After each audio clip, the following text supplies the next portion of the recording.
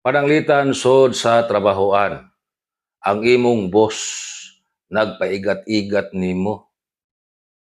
Panahon nga nagtrabaho ka, ang imong boss nga lalaki, magsigig yung dipig-dipig diha nimo, unya mahagad na og date, bisan imuhang balibaran, agresibo jud kayo, o giingnan na ka nga, sige, di gani ka musugot sa ako ang gusto, di ka ma-promote.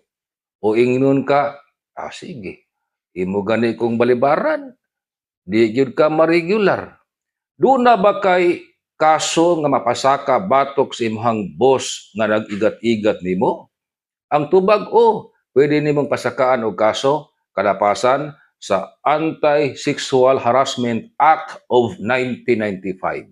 Ang balaod nagingon kung ang boss doon na nay gitawag og sexual advances nga nakahatag na og disturbo ngadto sa pangunahuna sa trabahante og di na siya makahinultol sa iyang trabaho og di na niya maagwanta ang mao nga sitwasyon. Ang kasong ipasaka, violation sa Anti-Sexual Harassment Act of 1995.